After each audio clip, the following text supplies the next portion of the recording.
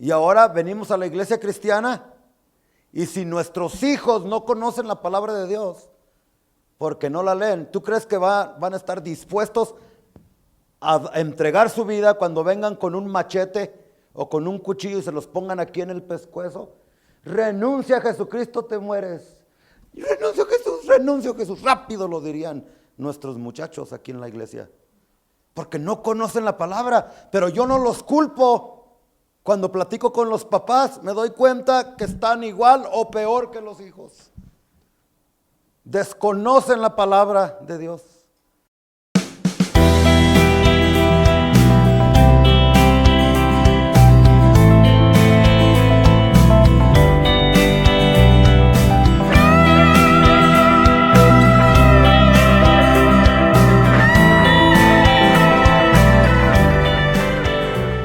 Entonces vamos a abrir nuestra Biblia, Primera de Pedro, capítulo 3, versículo 15.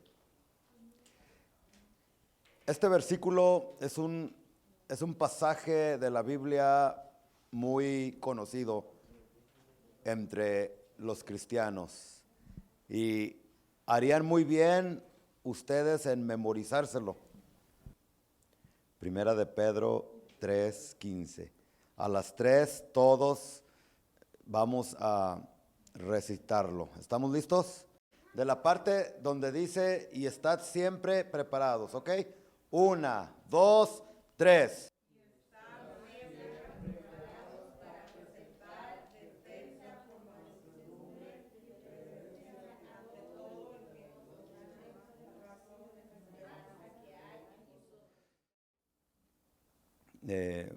Una vez más, estar siempre preparados para presentar defensa. Nosotros como cristianos somos llamados para defender la sana doctrina que se encuentra aquí en la palabra del Señor.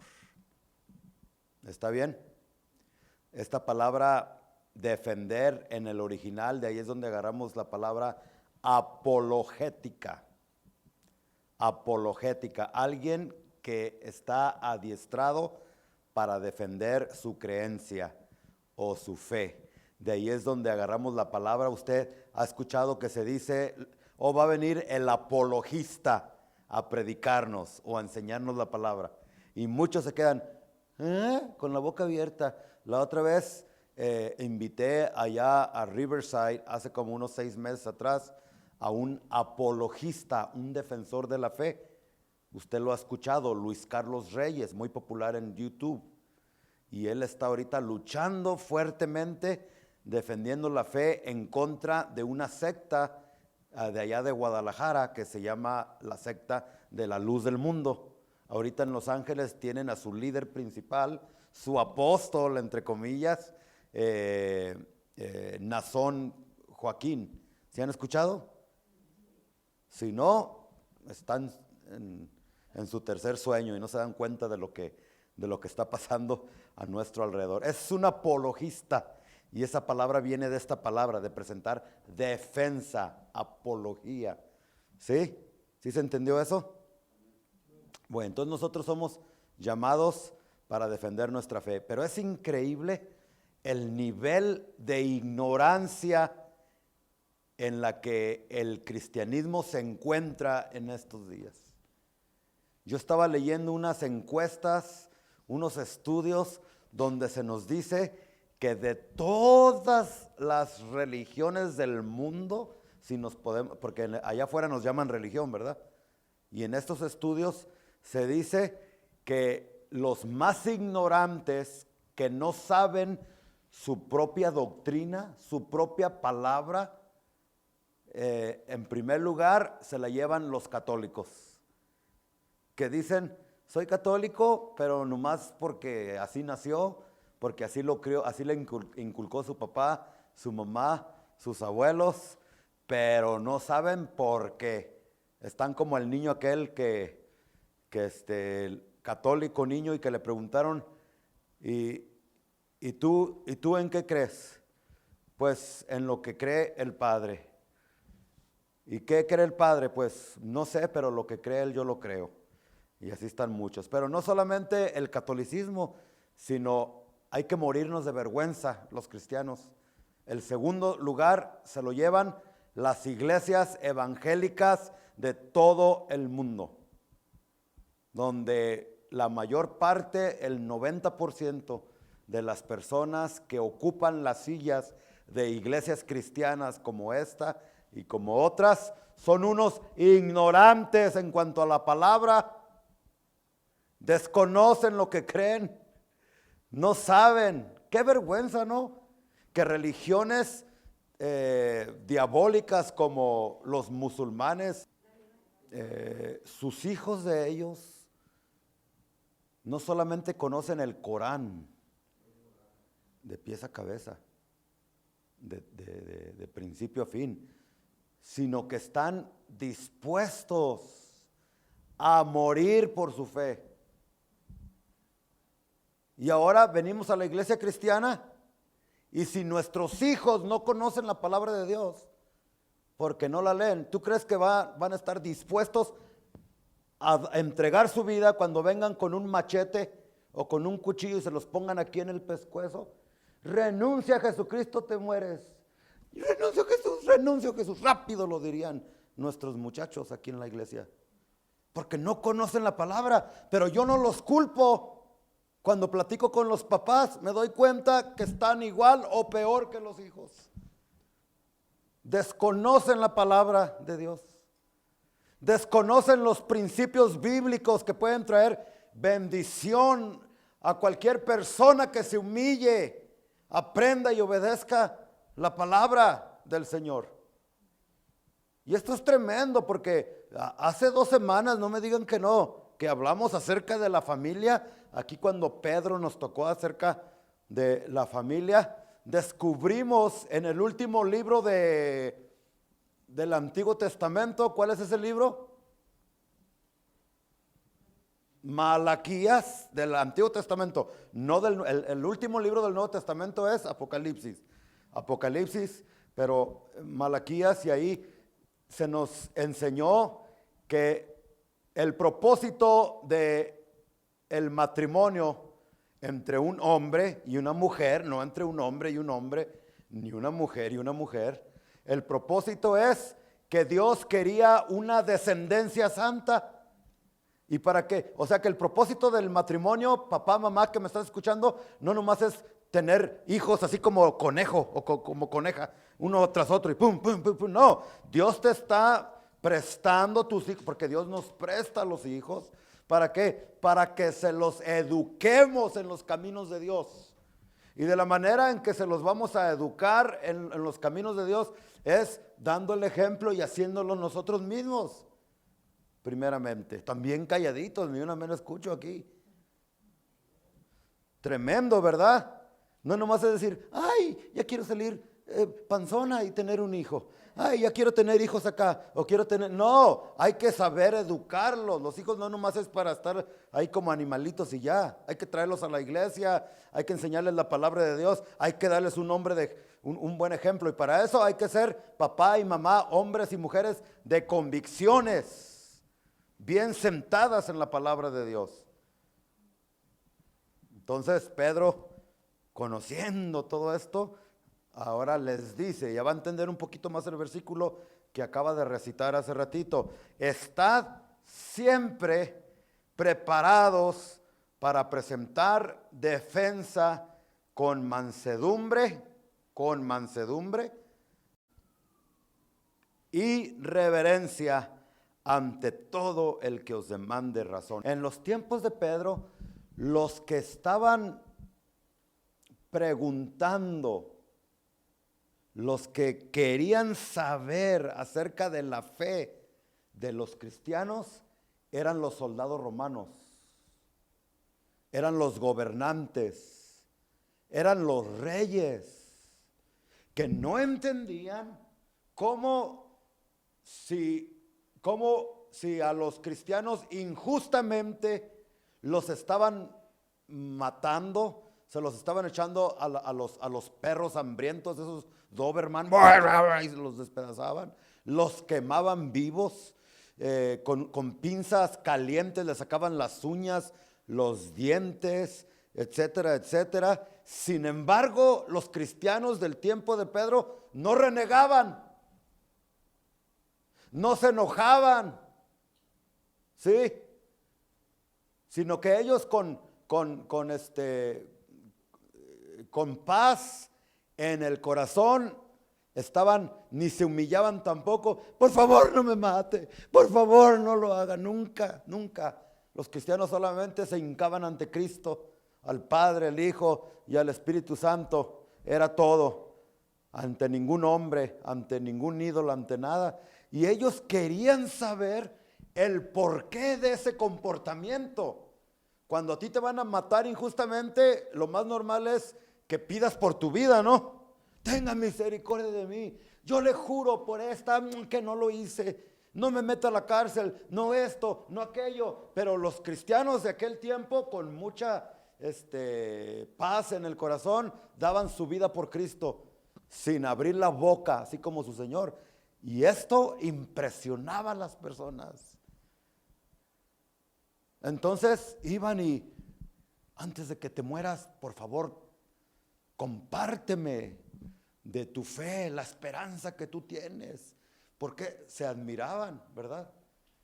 Y esa es una manera tremenda de compartir el mensaje con las personas en medio de la adversidad. El testimonio que va a impactar a las personas es cuando en medio del dolor, en medio de la enfermedad, en medio del sufrimiento, en medio de las situaciones más difíciles que tú puedas pasar, la gente vea que tú no pierdes la paz, que no pierdes los sentidos de tu cabeza, que continúas con una estabilidad mental, que sigues alegre, y ellos no entienden por qué. Y es cuando las personas vienen a pedirte, dime por favor a qué iglesia vas, qué Biblia lees, por qué te portas como te portas. ¿Sí me entienden? A eso es a lo que Pedro se refería en este versículo. Y para continuar, espero que me hayan entendido esta parte. Para continuar, en el versículo 16 les dice, teniendo una buena conciencia, para que en lo que murmuran de vosotros como de malhechores, sean avergonzados los que calumnian vuestra buena conducta en Cristo. O sea, Pedro les está diciendo, ¿cuántos de aquí quieren ganar almas para Cristo? ¿Seguros? Pedro les dice y nos dice a nosotros, si ustedes quieren ganar personas para Jesucristo, tienen que tener una buena conciencia, para que cuando los de afuera los apunten con el dedo y digan mentiras de ustedes, ustedes se regocijen porque en su corazón ustedes tienen una conciencia limpia, que saben que son inocentes de lo que se les está acusando. Una buena conciencia. De esos cristianos necesitamos hoy en día.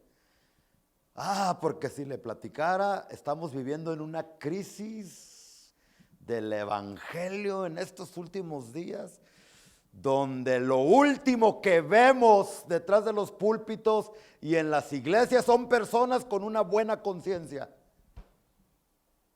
Tremendo, ¿no? Antes por lo menos el mundo hablaba y nos acusaba, pero en la iglesia teníamos una buena conciencia porque no era cierto. Ahora el problema es que cuando nos acusan, lo que dicen sí es cierto, porque no tenemos una buena conciencia. Mira los cristianitos, mira aquella muy cristianita y le está poniendo los cuernos al esposo. Mira cómo ve al vecino allá, y etcétera, etcétera. Mira aquel que dice que muy cristianito y todavía se echa sus chelas.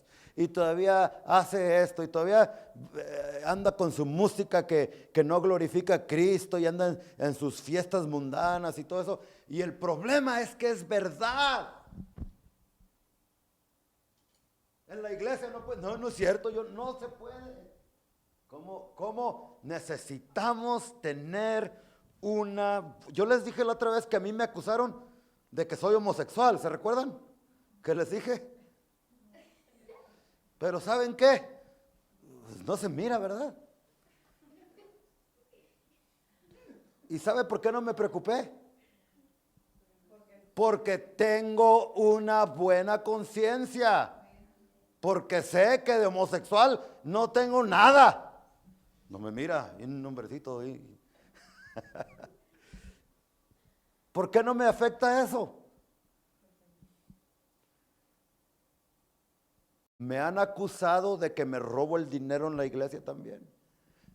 Pero ¿sabe por qué no me preocupo? Porque yo no me robo y no me he robado ni me robaré el dinero de la iglesia tampoco. Entonces que hablen y que digan todo lo que quieran, siempre y cuando tú tengas una buena conciencia, porque sabes que es mentira de lo que se te está acusando.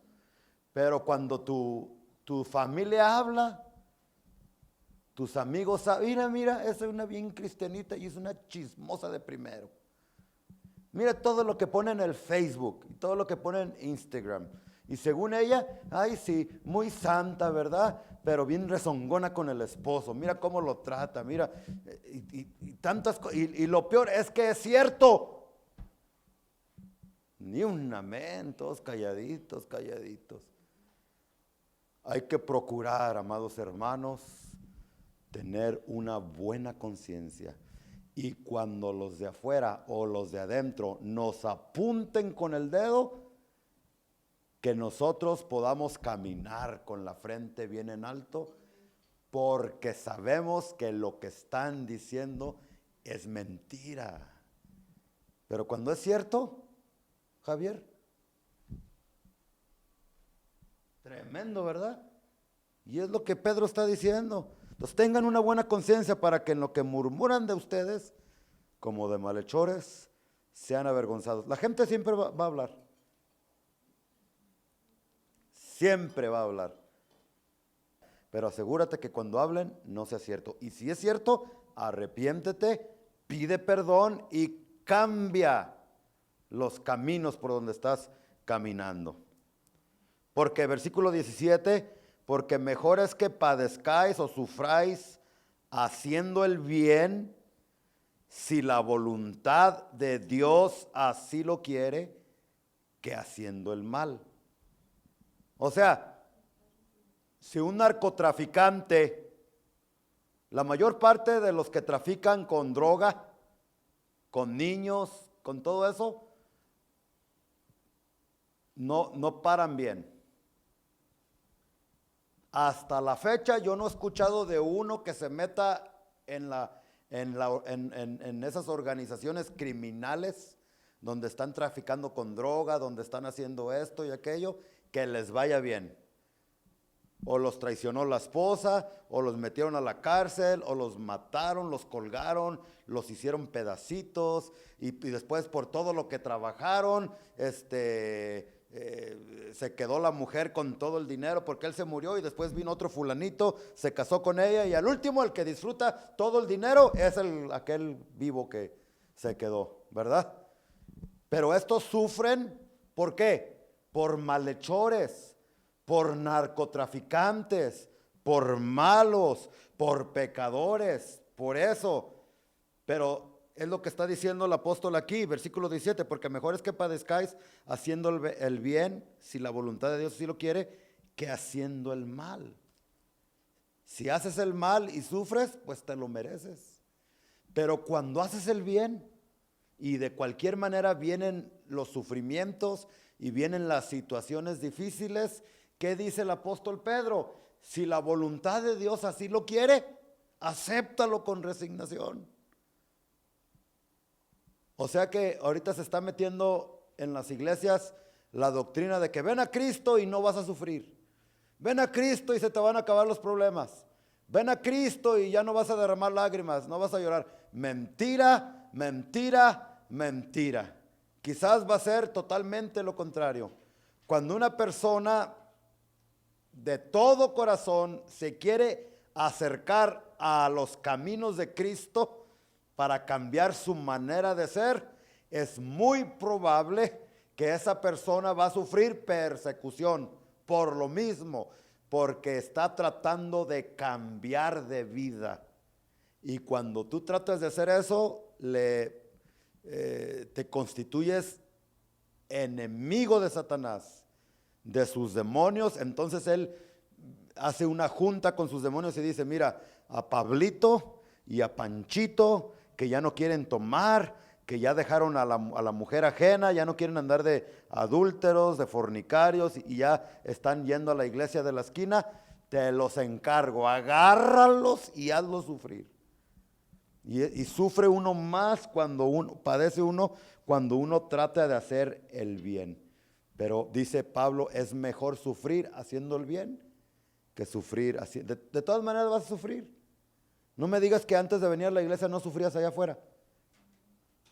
La mayor parte de las personas afuera no saben ni qué hacer.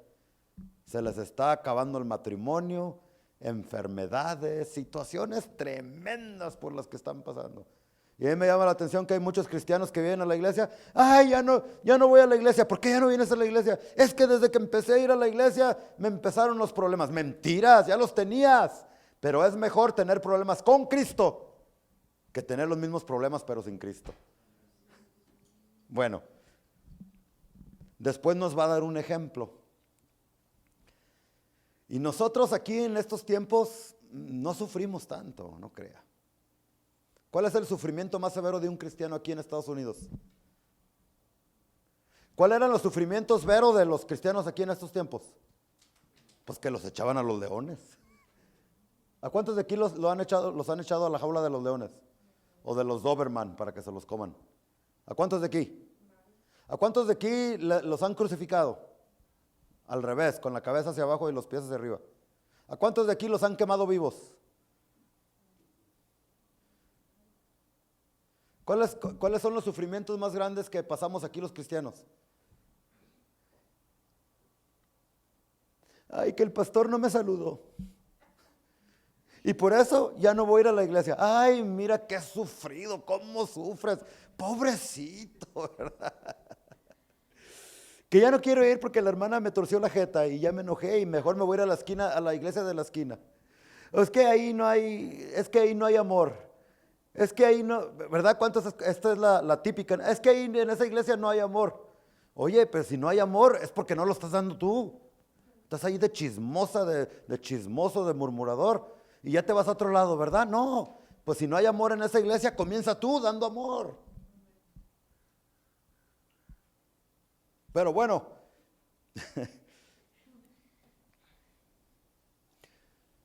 a estos cristianos que estaban sufriendo, Pedro les dice, sigan adelante. Quizás algunos de ustedes van a morir. Imagínense que ahorita el mensaje fuera así. Sergio, si sigues de terco en venir a la iglesia, quizás allá afuera te van a agarrar y te van a matar. No, ahorita no pasa eso. Y sin embargo, todavía no venimos a la iglesia. ¿Y por qué no vino? Ay, es que me duele el dedo gordo. Es que, y las excusas más tontas a veces, ¿no? Tremendo, ¿no? Digan aunque sea un amén para saber que están despiertos todavía. Bueno, cualquier excusa. Y no, estos de veras estaban sufriendo. Entonces, como estaban sufriendo, les dice Pedro, sigan adelante, hermanos. No se den por vencidos. No se rindan. Quizás van a tener que ofrendar su vida por Cristo, pero vale la pena. La muerte, les decía Pedro, aquí quizás te va a durar, el dolor te va a durar 1 minuto, 2 minutos de aquí a que te degollan, o de aquí a que te comen y te saborean los leones, los tigres. ¿Cuánto tiempo te va a durar ahí el sufrimiento? 2, 3, 4, 5 minutos.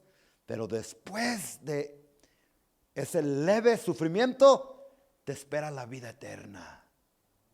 Y allá en el cielo ya no habrá más tristeza, ya no habrá más dolor, ya no va a haber más sufrimiento, ya no van a haber más lágrimas. Y los animaba. Pero para animarlos les da un ejemplo, les dice, Jesucristo mismo padeció. Y si vuestro maestro murió, pues para ustedes es un honor dar su vida por Cristo. Y eso es lo que les explica en el versículo 18. Porque también Cristo padeció. Una sola vez. ¿Cuántas veces padeció Jesús? Por los pecados. El justo por los injustos, para llevarnos a Dios. Siendo a la verdad muerto en la carne, pero vivificado ¿en qué? En espíritu. Entonces lo siguiente que hace Pedro para animar a los cristianos de aquel tiempo, les dice, miren, Cristo padeció por ustedes y si Él lo hizo, Él debe de ser un ejemplo para ustedes. Y luego les dice lo siguiente, el último, para que entiendan, siendo a la verdad muerto en la carne, pero vivificado en espíritu. En otras palabras, en aquellos tiempos estaba circulando una falsa doctrina que decía que cuando tú te mueres eres semejante a un perro en su muerte, o a un tigre, o a un león. ¿Qué le pasa a un perro, a un tigre o a un león cuando se muere? Se muere y ¿qué más? Se muere y ya. Porque los animales, si hay una diferencia entre los animales y el ser humano, es que nosotros tenemos un espíritu que sobrevive al cuerpo, pero los perros, los animales, Frida, tu perrita favorita, tu gatito por el que tanto lloraste cuando te lo mataron, ese no tiene espíritu. Cuando se muere, se acaba todo. Aunque yo les he dicho que el cielo va a ser un lugar de sorpresas, y aunque la Biblia sí enseña claramente que los animales no entran, ni los perros al cielo, lo dice bien claramente el libro de Apocalipsis, pero ¿qué tal si Dios, como te ama tanto, te da una sorpresa de que cuando llegues al cielo, allá va a estar Frida, tu perrita? Y cuando llegues, ¿será Frida? Sí, es Frida. Ay, Señor, qué bueno eres. Eso es solamente algo que no está en la Biblia eso, me lo estoy imaginando yo, basado en la naturaleza de Dios. ¿Sí me están? Para que después no digan, ay, el pastor dijo que mi perrita Frida sí iba a ir al cielo. No, eso no estoy diciendo yo. Entonces, había un rumor entre los cristianos de que cuando te mataban los leones, cuando te quemaban vivo, ¿para qué te dejas que te quemen si va a acabar todo allí? Ahí vas a quedar como un animal. Y el apóstol Pedro les dice, eso no es cierto. Y el ejemplo supremo es nuestro Señor Jesucristo. El Señor Jesucristo no solamente murió en lo físico, pero cuando murió, su espíritu salió de Él. Y es lo que pasa cuando los cristianos y no cristianos morimos. Nuestro cuerpo se queda dormido aquí en la tierra. Por eso en la Biblia cuando alguien se muere se le llama se dice que está dormido. Fulanito de tal durmió en el Señor. ¿Por qué? Porque el cuerpo se queda dormido. El cuerpo. Ahí es donde muchos teólogos y muchas personas sinceras se equivocan y dicen, ya ves, se durmió, o sea, uno se queda dormido hasta la venida de Jesús. No, el cuerpo es el que se queda dormido, pero hay un espíritu adentro de ti y el alma y el espíritu se juntan, se unen y salen. ¿Y a dónde se va? Dependiendo. Si la persona tuvo una relación saludable con Cristo y fue salvo, vienen ángeles, Lucas capítulo 15 parece que es, ¿no? La historia de el rico y Lázaro, vienen ángeles y se lo llevan al cielo. Pero si no aceptó a Jesucristo, vienen demonios y se lo llevan al infierno. Pero el espíritu siempre sobrevive el cuerpo. Y es lo que nos está diciendo aquí, la última parte del versículo 18. ¿Sí están conmigo todavía o ya?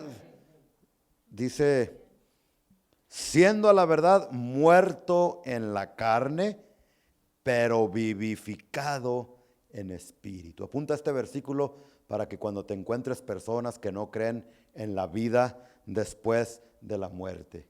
Y Pedro les dice, y por si no me creen, vean en el versículo 19, donde Jesucristo en espíritu no solamente fue al más allá, sino estuvo bien activo. Mire lo que Jesús hizo. ¿Quieren saber lo que Jesús hizo cuando se murió y antes de resucitar? Aquí nos lo dice. Déjeme echarle un trago y después les digo. ¿Sí estamos aprendiendo la palabra de Dios o no?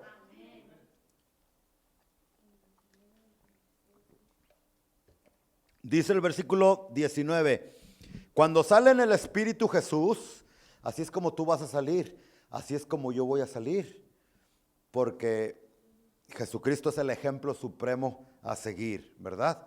Dice, en el cual también en el Espíritu fue, ¿y qué fue a hacer? Fue y predicó a los espíritus encarcelados. ¿A cuáles espíritus tú? Pues sigue leyendo en el versículo 20. Dice, aquí también se habla de espíritus, o sea, que las personas cuando mueren no solamente quedan ahí, salen. ¿Y a qué espíritu se estaba refiriendo aquí? Versículo 20 dice, a los que en otro tiempo desobedecieron cuando una vez esperaba la paciencia de Dios en los días de Noé, mientras se preparaba el arca, en la cual pocas personas, es decir, 8, fueron salvas por agua. Entonces Jesucristo se muere, sale en espíritu y baja hasta las profundidades a predicarle a los espíritus de las personas que estuvieron escuchando a Noé y por 120 años nunca se quisieron arrepentir. ¿Y cómo se iban a arrepentir? Noé les decía, arrepiéntanse, entren al arca porque dentro de no sé, en tal fecha va a llover. Pues ¿quién le iba a creer que iba a llover? Si en aquellos tiempos usted sabe que no llovía. Antes del diluvio, ¿qué pasaba? El agua salía, era un clima así como, ¿cómo se dice? Húmedo, ¿verdad? Porque nuestra atmósfera estaba cubierta de una capa que nos protegía en contra de los rayos del sol. Y es por eso que en aquellos tiempos no había tanto cáncer y tanta enfermedad. Y no necesitabas que cuando vas a la playa, cómprate tu pomadita contra no sé qué para que no te dé cáncer y que no te dé esto y no te dé aquello. Y cuando vino el diluvio, se abrieron las cataratas, se rompió esa capa como una greenhouse donde hacen plantas. Y vino lluvia, el agua estaba todo alrededor, pero ellos no creían, pues nunca había llovido, no creían. Y lo mismo está pasando en estos tiempos. Nosotros los predicadores, y ojalá y tú también lo estés haciendo, estamos predicando de que Jesucristo viene otra vez. Y que si la gente no se prepara, Jesucristo va a venir. ¿Y qué pasó en el arca? Cuando comenzó a llover, y dice que Dios cerró la puerta. ¿Y qué dice la Biblia? Que cuando Dios cierra, nadie puede abrir. Y cuando Dios abre, nadie puede cerrar, porque es Dios. Entonces, se metieron todos al arca, comenzó a llover, y entonces sí creyeron todos. Ábrenos la puerta, porque ya te creemos. Pero era demasiado tarde. Aunque Noé quería abrir la puerta, no pudo, porque Dios ya la había cerrado. Y cuando Jesucristo venga, y todos los miles y miles de personas que no creyeron al mensaje del Evangelio de Jesucristo, también va a ser demasiado tarde para ellos. para ellas. Y espero que tú que me estás escuchando, no sea, este es el tiempo de Dios. Si tú no has recibido a Jesús en tu corazón y no te has arrepentido, es el tiempo de hacerlo. Ay, pastor, ¿por qué nos habla así? Ya todos conocemos del evangelio aquí. Caras vemos y corazones no sabemos. Y por las dudas le hago como la suegra del hermano Lupe, mi consuegro. Sí conocen al hermano Lupe, ¿verdad? Todos, ¿verdad? Ella siempre, esta señora evangelizaba a todo el mundo. Y dice que en una ocasión, después del servicio, se fueron a un convivio los hermanos en la iglesia. Y la hermana, se me escapa su nombre, mamá de mi consuegro, el hermano Lupe, comenzó a repartirles folletitos a todos. De esos folletitos para que lean y se conviertan. Amá, no les des a ellos, ya son cristianos. Por las dudas, ahí les va, por si sí o por si no, y ahorita les voy a predicar. Y se puso a predicarles el evangelio de Jesús. Y yo igual aquí, ustedes tienen caras de muy santos, de Santo Niño de Atocha, otros del Arcángel Miguel, otros de Juan Diego, pero caras vemos, corazones no sabemos. Quizás algunos de ustedes, aunque ya tiene 15, 20 años viniendo a la iglesia, quizás todavía no ha tenido un encuentro real con Jesucristo. Y si ese es tu caso, hoy es el día de salvación. Asegúrate, porque cuando Cristo venga no va a venir por personas que vienen a las iglesias cada 8 días a calentar las bancas. Va a venir por personas que están llenas del Espíritu Santo de Dios y que han sido lavadas con la sangre de Jesucristo y que ha habido un cambio poderoso y una transformación en sus vidas. Entonces Pedro les da el ejemplo de Jesús, les dice, Él murió, padeció, pero no se acabó todo allí. Su espíritu salió y bajó a predicarle a los muertos. Ahora usted se estará preguntando, yo pensaba que cuando uno ya estaba muerto, pues ya no había oportunidad. ¿Verdad que sí estaban pensando eso? ¿Verdad que sí? ¿Verdad que sí estaban o no? Ya no había oportunidad. ¿Cómo fue que Jesús fue a predicarles? ¿Verdad? Y de estos versículos difíciles de entender es que se hacen falsas doctrinas. Y por estos versículos es que tenemos, por ejemplo, en la Iglesia Católica, la doctrina del purgatorio. Donde, mira, si tú no te portas bien en la tierra, si no aceptas a Cristo, si fuiste un terco mula, una vez que te mueras, todavía hay oportunidad. No, pero la Biblia no dice eso. ¿Cómo que no? Y te dan este versículo y te dicen, mira, aquellos que desobedecieron en los tiempos de Noé, ya estaban bien muertos, eran espíritus muertos que estaban en las cárceles, en los abismos, y Jesucristo fue a predicarles.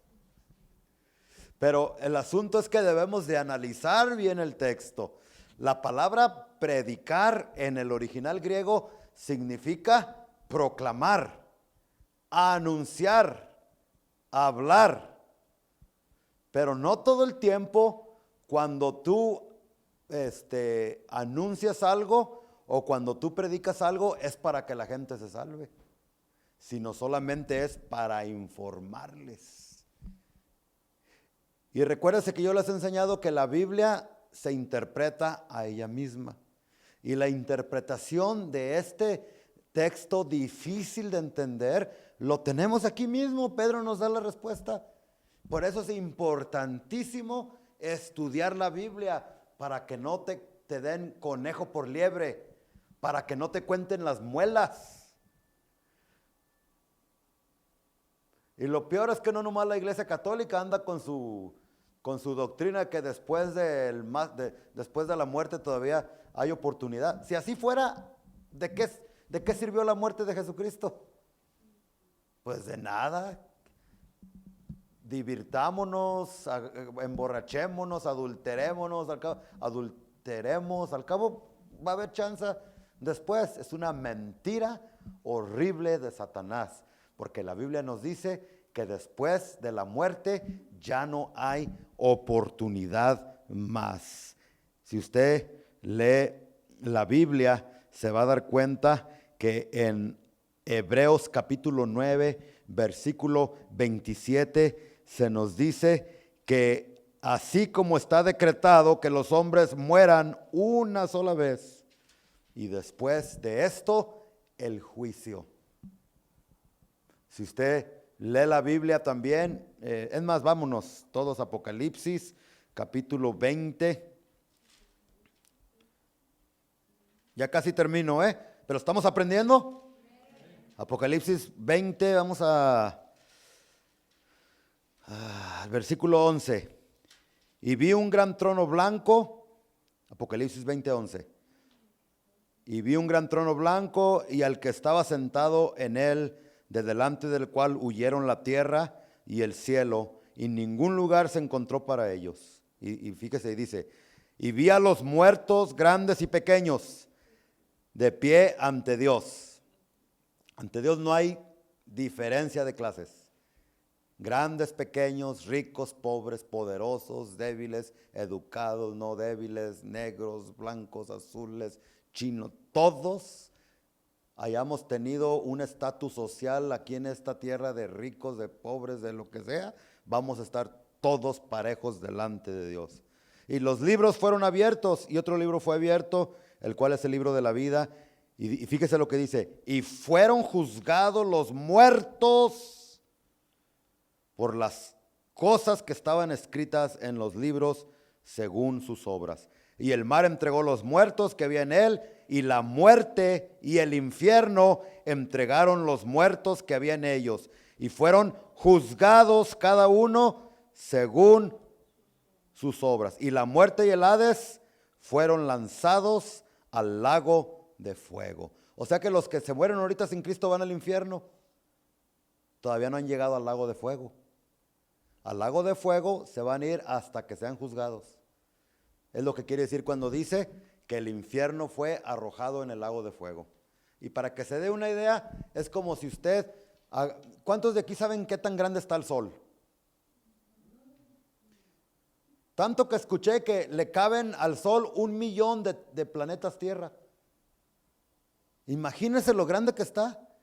Si nuestro mundo está grandísimo, ¿cuándo lo recorres a pie? Pues dice que al sol le caben 1 millón de planetas Tierra. Imagínate lo grandísimo que está. Bueno, está tan grande el lago de fuego que haz de cuenta que cuando dice que el infierno va a ser echado en el lago de fuego, haz de cuenta que tú agarras un cerillito y se lo avientas al sol. ¿Qué le hace? Nada. Así de tremendo. Y este versículo y en Hebreos nos dice que después de la muerte ya no hay oportunidad, sino que el juicio de Dios para ser lanzado. Y en el juicio de Dios te va a decir, ¿por qué es que te vas a ir al infierno? Entonces aquí cuando Jesucristo, regresemos para terminar, en 1 de Pedro, capítulo 3, versículo 18 y 19, en el cual también fue y predicó a los espíritus encarcelados. Lo que fue a decirles él es, yo soy Cristo, y lo que ustedes escucharon, lo están viendo con sus propios ojos. Yo pagué, porque él ya había dicho, consumado es. He muerto y estoy aquí y he venido a decirles que voy a resucitar también. Eso es predicar, pero eso no quiere decir que se les está dando la oportunidad de que van a ser salvos o no. Esto no lo dice Pedro. Si le da una vuelta al capítulo, 1 de Pedro, capítulo 4, el versículo 6.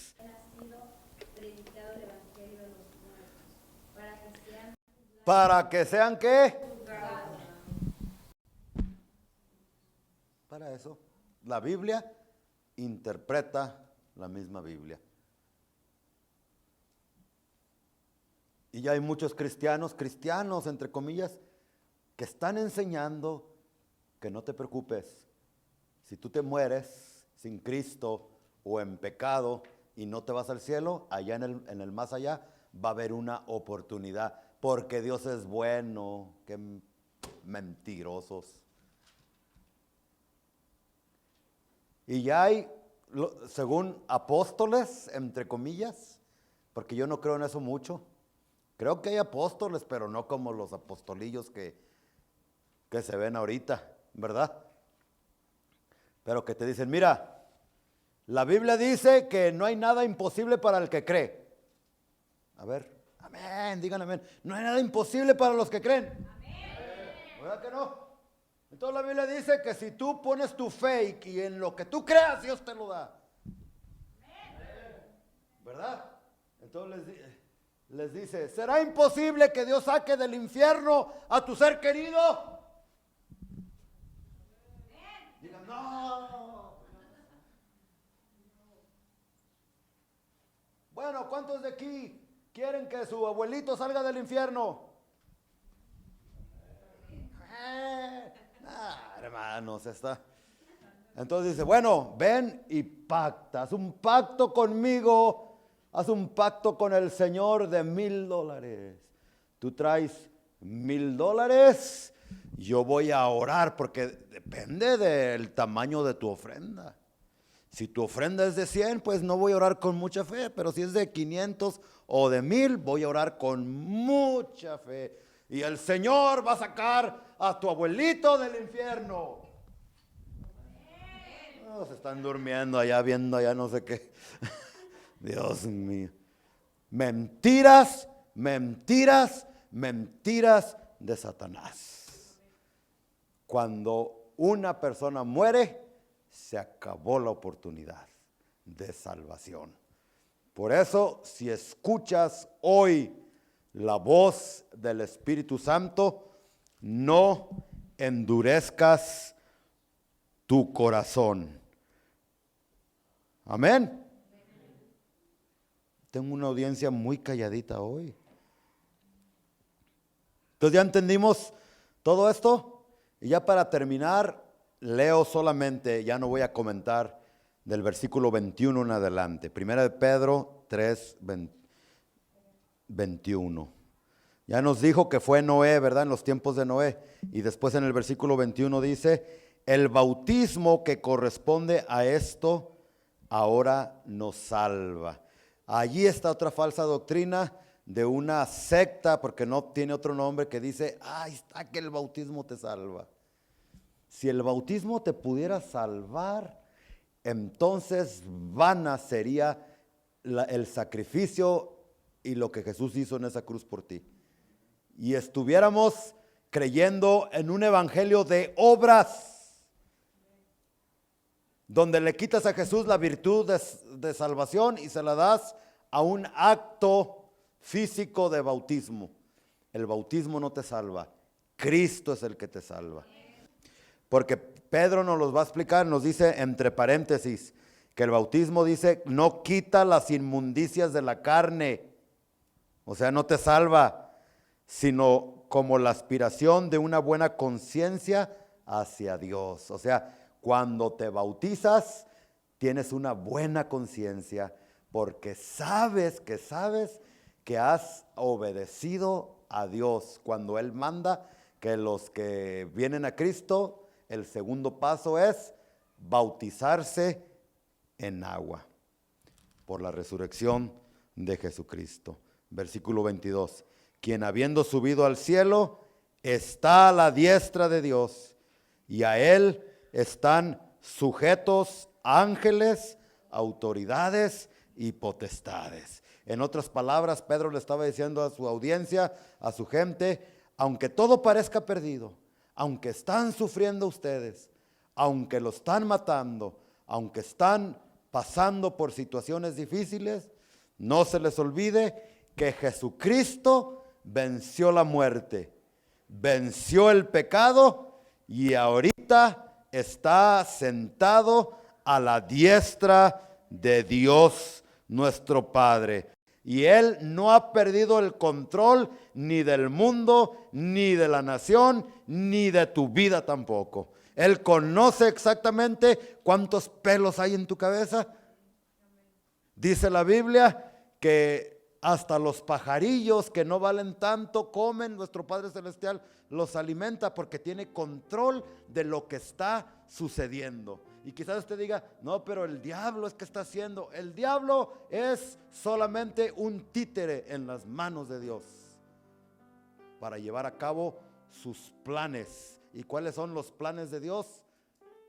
Que tú y yo vayamos con Cristo, ascendamos a los cielos y seamos victoriosos, y que por toda una eternidad caminemos en santidad con el Padre, el Hijo y el Espíritu Santo, los ángeles y los demás redimidos por toda una eternidad. Amén. Gracias por haberse conectado. Dios los bendiga mucho a todos. Antes de que se desconecte o cuelgue el teléfono, por favor, si esta predicación fue de bendición para su vida, déjenos unos comentarios ahí. ¿Qué aprendió? ¿Cómo le benefició? Para que otros también puedan escuchar y compartir. Dios los bendiga mucho y todavía no se desconecte, que vamos a terminar con unos cantos y una oración de bendición.